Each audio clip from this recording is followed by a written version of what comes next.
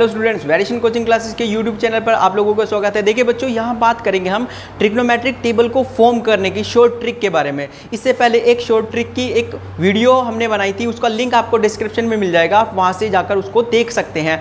यहाँ बात करेंगे दूसरी ट्रिक के बारे में। दूसरी जो ट्रिक है ट्रिग्नोमेट्रिक टेबल को फाइंड करने की, वो क्या है वो देखते हैं। ठीक है, देखिए ट्रिग्नोमेट्रिक टेबल जब आप फॉर्म करते हैं तो ट्रिग्नोमेट्रिक टेबल में आपके पास कितने रेशो हैं? 6 रेशो हैं। साइन, कोस, टैन, कोट, सेक और कोसेक।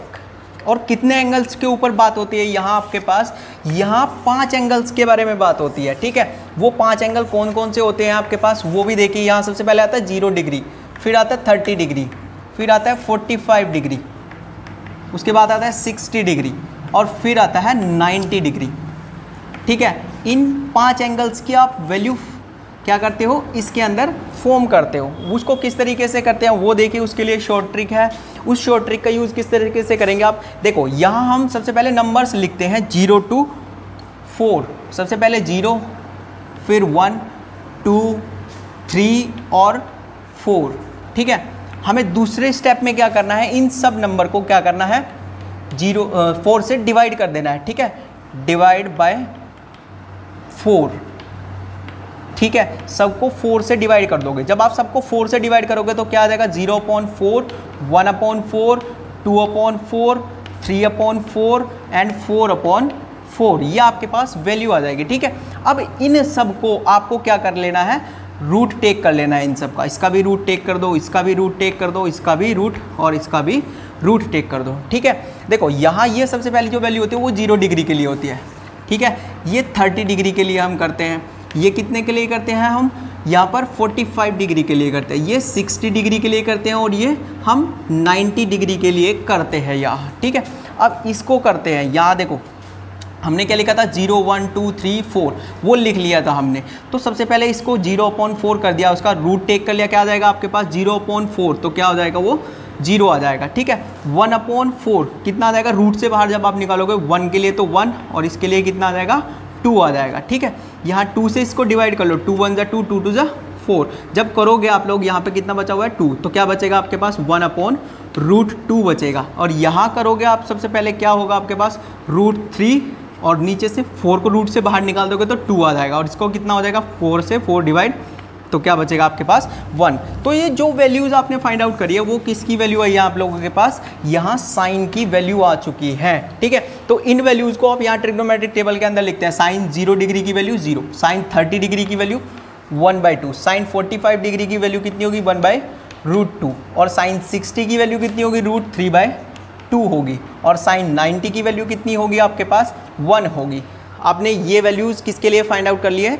साइन के लिए फाइंड आउट कर लिया है। ठीक है, अब इसके बाद आपको क्या कर लेना है? यहाँ आपको इन वैल्यू को पीछे की साइड से यहाँ लिखते जाना है। ठीक है, जो साइन 90 की वैल्यू होगी वही कोस में 0 डिग्री की वैल्यू, जो यहाँ 60 की होगी वो यहाँ 30 की होगी, √3/2 आ जाएगा। फिर यहाँ 45 की, यहाँ पे भी 45 की वैल्यू, यहाँ पे 30 की वैल्यू, यहाँ पे 60 की वैल्यू, यहाँ पे 0 डिग्री की वैल्यू, यहाँ पे 90 डिग्री की वैल्यू। ठीक है, ये आपके पास कोस की भी वैल्यूज़ आ गई है यहाँ। ठीक है, आपने कोस की वैल्यू को भी राइट कर लिया। अब बात करते हैं टैन की। टैन क्या होता है? टैन होता है sine theta upon cos theta.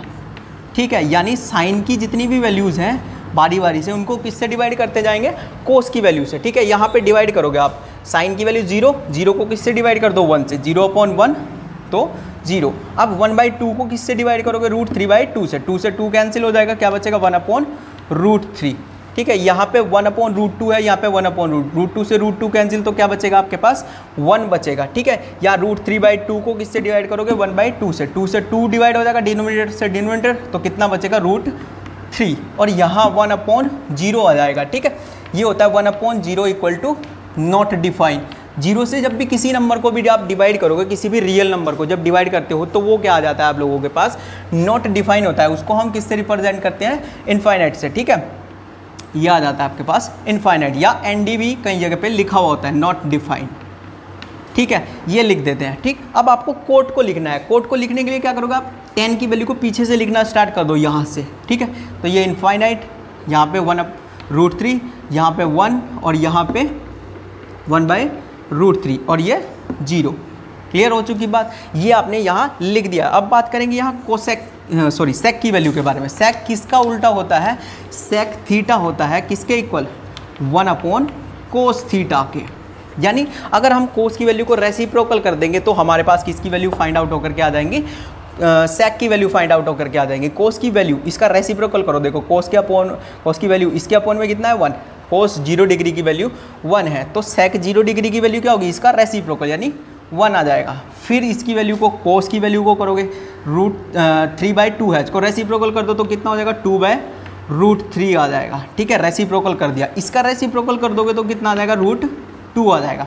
इसका रेसिप्रोकल कर दोगे तो 2 आ जाएगा। फिर यहाँ पे 0 है, 0 का रेसिप्रोकल करोगे, 0 का रेसिप्रोकल मतलब इसका डिनोमिनेटर कितना होता है? 1। ठीक है, इसका डिनोमिनेटर कितना है? 1 है। ठीक है, अब जब डिनोमिनेटर 1 है तो इसका रेसिप्रोकल करोगे तो कितना आ जाएगा? 1/0 मतलब इनफाइनाइट। ठीक है, नॉट डिफाइन आ जाएगा। तो यहाँ कोस की वैल्यू का रेसिप्रोकल कर दोगे तो यहाँ पे कितना हो जाएगा?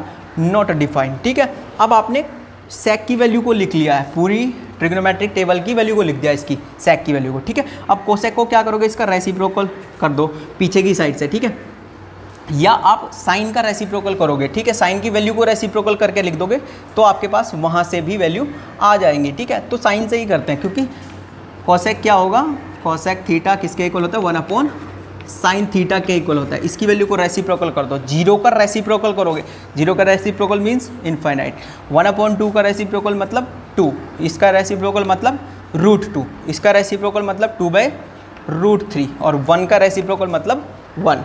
ठीक है, यहाँ दूसरा तरीका क्या है? अगर आप सेक की वैल्यू को पीछे से लिखना चाहो, ठीक है, यहाँ से रिवर्स करके, यहाँ पे हम कोसेक की वैल्यू लिख रहे हैं तो यहाँ पे इनफाइनाइट, फिर 2, ठीक है, यहाँ पे 2 आ जाएगा, फिर √2 और यहाँ पे 2/√3 और यहाँ पे 1 आ जाएगा। ठीक है, इस तरीके से आप पूरी ट्रिग्नोमेट्रिक टेबल को लर्न कर सकते हैं। बहुत ईजी से मेथड से आप इसको लर्न कर सकते हैं। ठीक है, ये सेकंड ट्रिक थी।